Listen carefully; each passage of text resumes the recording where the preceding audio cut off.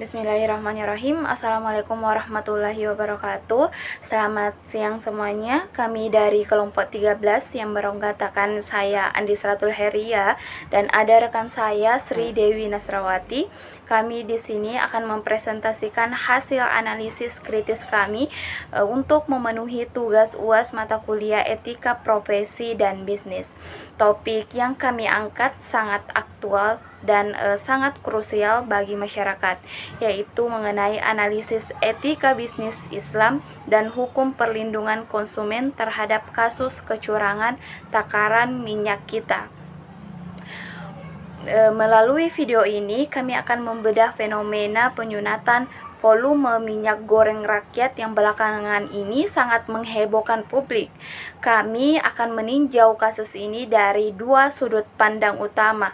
Yang pertama dari sisi hukum positif Indonesia, khususnya yaitu Undang-Undang Perlindungan Konsumen, dan yang kedua dari materi kami yaitu dari sisi etika bisnis Islam, terutama merujuk pada pesan moral dalam surah Al-Mutaffifin mengenai kejujuran dalam takaran. Memasuki pembahasan pertama, kita perlu memahami mengapa sih isu ini sangat penting. Jadi, minyak kita ini pertama kali dia diluncurkan oleh pemerintah pada 6 Juli 2022. Tujuannya sangat mulia, yaitu dia sebagai strategi untuk mengatasi kelangkaan minyak goreng dan dia memastikan ketersediaan stok serta kestabilan harga agar tetap terjangkau oleh masyarakat luas. Sebagai salah satu barang kebutuhan pokok, minyak goreng memiliki peran yang sangat strategis dalam pembangunan ekonomi nasional dan kesejahteraan masyarakat. Namun memasuki pada tahun 2025, kepercayaan publik mulai terusik dengan munculnya praktik curang yang dilakukan oleh oknum-oknum yang sangat tidak bertanggung jawab. Fenomena yang ditemukan di lapangan adalah apa yang sering disebut sebagai penyunatan volume. Berdasarkan inspeksi mendadak atau sidak yang dilakukan pada Maret 2025, ditemukan fakta bahwa banyak kemasan minyak kita yang berlabel 1 liter ternyata isinya hanya berkisaran antara 750 ml hingga 800 ml saja. Hal ini tentu sangat merugikan karena secara sederhana jika masyarakat ini membeli 5 bungkus, mereka sebenarnya hanya mendapatkan volume yang setara dengan 4 bungkus saja karena isinya telah dikurangi demi kebutuhan pribadi produsen. Pada slide ketiga, kita akan membedah bagaimana konsep teori etika yang menjadi pisau analisis dalam penelitian kelompok kami. Analisis ini kami dasarkan pada dua sudut pandang utama, yaitu etika bisnis Islam dan hukum perlindungan konsumen. Yang pertama, secara spiritual, landasan utama kita merujuk pada surah Al-Mutaffifin ayat 1 hingga ayat 3. Nah, ayat ini mengandung kecaman yang sangat keras dari Allah Subhanahu wa taala bagi para pelaku tahfidz atau orang-orang yang curang dalam menakar atau menimbang.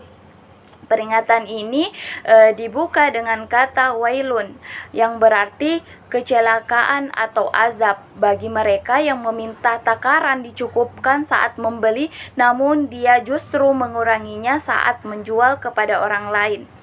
Kedua, dari etika bisnis Islam, terdapat 5 pilar utama yang harus dipenuhi dalam bertransaksi. Yang pertama yaitu dari sisi tauhid atau kesatuan, memandang bisnis sebagai amanah dari Allah Subhanahu wa taala. Kemudian yang kedua yaitu dari sisi adil atau keseimbangan, yaitu menjamin hak semua pihak terpenuhi secara seimbang tanpa ada yang dirugikan. Kemudian yang ketiga dari kehendak bebas, yaitu transaksi dilakukan atas dasar kerelaan tanpa yang namanya paksaan. Kemudian yang keempat, tanggung jawab, yaitu kewajiban moral atas kualitas dan kuantitas produk. Kemudian dari sisi ihsan atau kebenaran, yaitu mencapai kejujuran sempurna dalam setiap informasi produk. Praktik pengurangan volume ini dikategorikan sebagai tadlis atau penipuan informasi, serta dia mengandung unsur gharar karena adanya ketidakpastian pada volume barang yang sebenarnya diterima oleh konsumen. Kemudian yang terakhir, secara hukum positif, tindakan ini secara telak melanggar pasal 8 Undang-Undang Nomor 8 Tahun 1999 tentang perlindungan konsumen.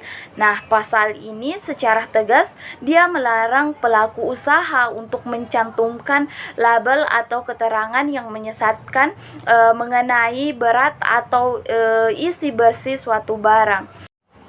Selanjutnya, mari kita masuk ke inti permasalahan pada slide keempat, yaitu gambaran kasus aktual yang terjadi pada rentang tahun 2025 hingga 2026. Kasus ini mulai terkuak secara luas melalui rangkaian inspeksi mendadak atau sidak yang dilakukan oleh pemerintah pada Maret 2025.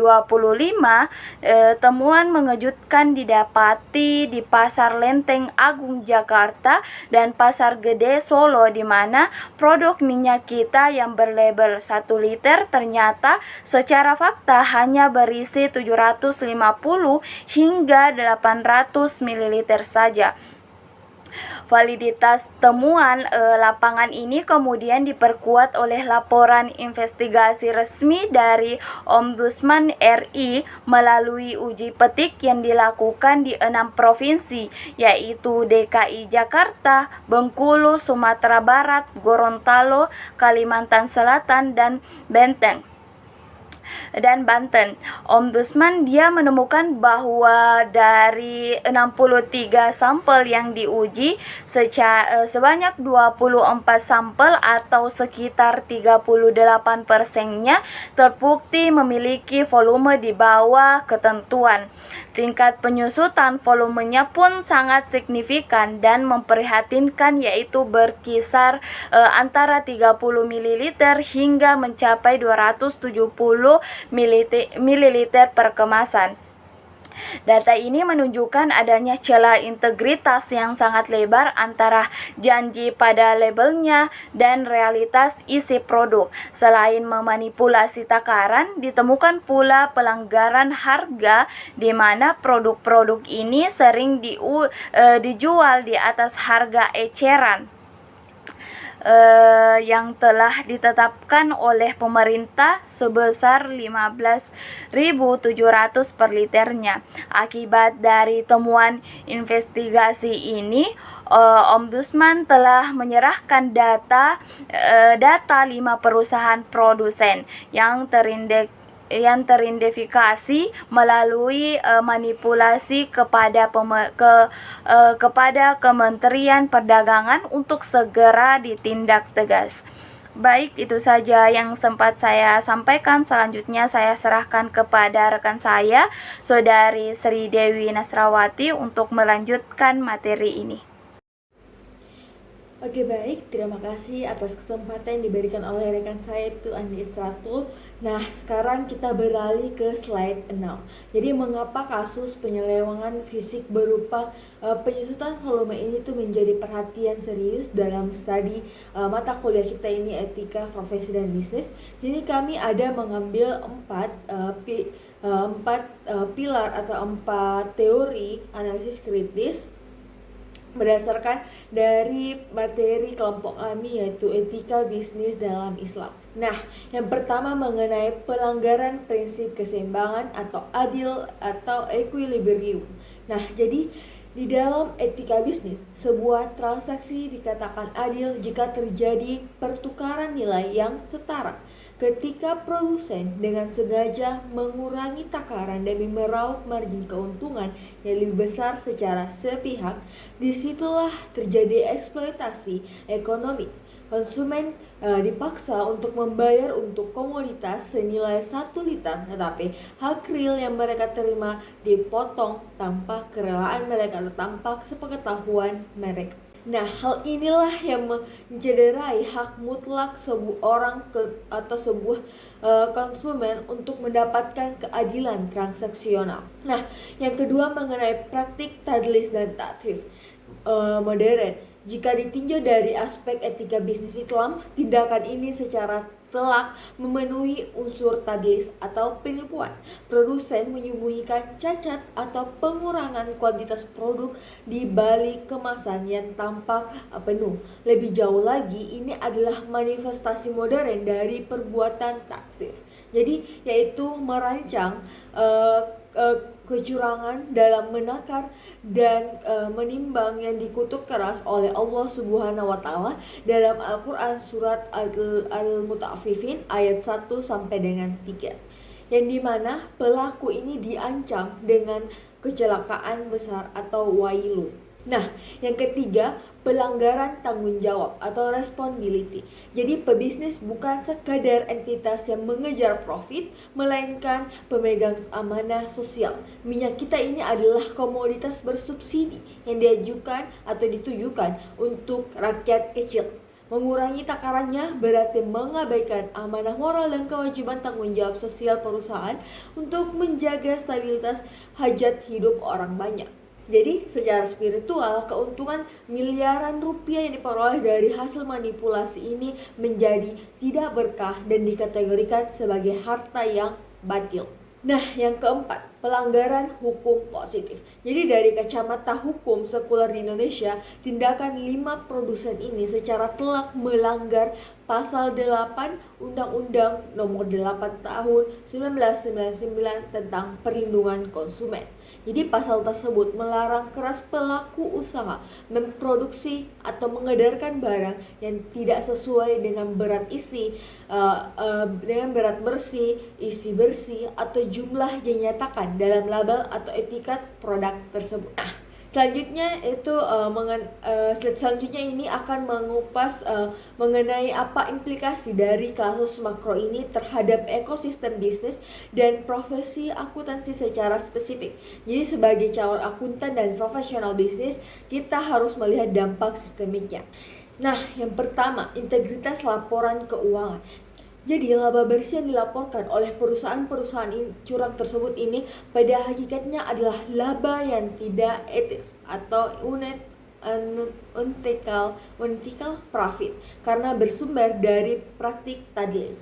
Dari sudut pandang profesi akuntansi, jika seorang akuntan internal mengetahui adanya manipulasi volume produksi namun tetap membukukannya tanpa melakukan disclosure atau koreksi, maka akun tersebut telah gagal menjaga prinsip dasar integritas, objektivitas, dan kompetensi profesionalnya. Laporan keuangan yang dihasilkan menjadi semu dan menyesatkan para pemangku kepentingan. Yang kedua, degradasi kepercayaan publik atau social trust. Ekonomi tidak bisa berjalan tanpa adanya kepercayaan. Ketika kecurangan takaran ini terungkap ke publik, maka walaupun secara masif, efek dominonya adalah runtuhnya social trust masyarakat terhadap produk pangan dan olahan dalam negeri, bahkan terhadap kredibilitas pengawasan pemerintah. Menurunnya indeks integritas pasar ini dalam jangka panjang bisa memicu stagnasi ekonomi karena biaya transaksi sosial menjadi jauh lebih mahal akibat rasa saling tidak percaya antar pelaku pasar. Nah, yang ketiga, kehancuran reputasi dan keberlangsungan bisnis. Di era modern, kejujuran bukan sekedar opsi moral, melainkan modal utama kelangsungan usaha atau going concern. Ketika perusahaan ini terjebak kasus hukum perlindungan konsumen, mereka dihadapkan pada risiko yang sangat destruktif. Jadi, selain sanksi sosial berupa boikot publik, mereka terancam sanksi pidana kurungan hingga 5 tahun, denda material hingga kurang lebih 2 miliar rupiah hingga sanksi administratif berupa pencabutan izin usaha secara permanen yang otomatis langsung menghentikan operasional bisnis mereka seketika. Slide selanjutnya, solusi dan rekomendasi. Jadi, melihat kompleksitas kerusakan yang ditimbulkan, kelompok kami ini merumuskan 4 pilar solusi strategis dan rekomendasi konkret yang harus segera diimplementasikan. Yang pertama, penguatan pengawasan dan regulasi. Ini terpadu. Jadi, kita tidak bisa lagi mengendalikan atau mengandalkan pengawasan yang bersifat reaktif atau menunggu viral. Harus ada sinergi kelembagaan yang bersifat hulu ke hilir secara berkala antara Kementerian Perdagangan, Satgas Pangan Polri, dan juga Ombudsman RI. Jadi pemerintah ini wajib melakukan audit forensik manufaktur secara terpadu kepada para produsen dan juga pengemas atau repacker untuk memastikan kepatuhan mutlak terhadap regulasi teknis yang tertuang dalam Permendak nomor 18 tahun 2024. Yang kedua, penegakan hukum tanpa pandang bulu. Jadi regulasi tanpa penegakan hukum yang tegas hanyalah semacam kertas. Kami merekomendasikan penegak hukum untuk menjatuhkan sanksi maksimal mutlak sesuai Undang-Undang Perlindungan Konsumen, yaitu pidana 5 tahun dan denda 2 miliar kepada jajaran direksi korporasi yang terlibat. Tindakan tegas berupa pencabutan izin usaha dan juga blacklisting korporasi harus diterapkan tanpa negosiasi demi memberikan efek jerah yang nyata bagi pelaku industri lainnya. Dan yang ketiga, implementasi sistem pengawasan syariah atau hisbah. Jadi dalam konteks pasar di Indonesia yang mayoritas ini beragama Muslim atau beragama Islam, jadi pendekatan moral keagamaan dinilai sangat efektif. Kita perlu merevitalisasi fungsi lembaga hisbah modern, yaitu pengawas pasar independen yang berfokus pada kepatuhan moral, transparansi, dan juga keadilan takaran. Perlu ada edukasi etika bisnis Islam secara terstruktur yang menanamkan kesadaran kepada para pengusaha bahwa kejujuran itu dalam menakar adalah bagian integral dari ibadah dan penentu keberkahan harta yang mereka miliki. Kemudian yang keempat, pemberdayaan dan edukasi konsumen aktif. Jadi konsumen tidak boleh diposisikan sebagai objek pasif yang pasrah menerima keadaan. Literasi masyarakat mengenai hak-hak hukumnya harus ditingkatkan. Pemerintah dan lembaga swadaya masyarakat harus fasilitasi kanal pengaduan digital yang mudah diakses. Sehingga ketika masyarakat ini menemukan ketidaksesuaian takaran di pasar, mereka memiliki keberanian sarana hukum yang kuat untuk langsung melapor. Slide selanjutnya, jadi sebagai penutup dari presentasi kelompok kami tarik kesimpulan dari seluruh analisis itu kasus kecurangan takaran minyak kita pada periode 2025-2026 ini yang secara sistematis dipangkas volumenya dari 1 liter menjadi berkisar antara 750 sampai dengan 800 mili saja, bukan sekedar masalah teknis operasional industri. Ini adalah bentuk kejahatan ekonomi yang nyata, sebuah pelanggaran hukum positif terhadap Pasal 8 Undang-Undang Nomor 8 Tahun 1999 tentang perlindungan konsumen, sekaligus sebuah pembangkangan teologis terhadap larangan perilaku tatfif yang dikutuk keras dalam Al-Quran Surah Al-Mutaffifin. Praktik manipulatif ini juga terbukti memberikan dampak buruk berlapis, yaitu merugikan ekonomi rakyat kecil secara materi, merusak prinsip integritas profesi akuntansi dalam pelaporan laba, serta merongrong fondasi kepercayaan publik dalam ekosistem bisnis nasional. Oleh karena itu, kesimpulan akhir kelompok kami menegaskan bahwa solusi tunggal tidak akan pernah cukup. Dibutuhkan kombinasi dua arah, yaitu penegakan hukum positif yang agresif dan tanpa kompromi melalui sanksi berat dari luar, yang diimbangi dengan penguatan integritas moral dan kesadaran spiritual dari dalam diri para pelaku usaha. Jadi hanya melalui komitmen perdagangan yang jujur dan transparan inilah kita dapat mewujudkan iklim bisnis nasional yang sehat, berkeadilan sosial, dan juga membawa keberkahan bagi seluruh lapisan masyarakat Indonesia. Baik, itulah tadi penjelasan dari kelompok kami. Ini adalah seluruh daftar referensi yang kami gunakan dalam penyusunan materi-materi kami presentasikan kali ini. Mohon maaf apabila ada salah kata, salah ucap dan kekurangan informasi. Saya tutup dengan ucapan wassalamualaikum warahmatullahi wabarakatuh.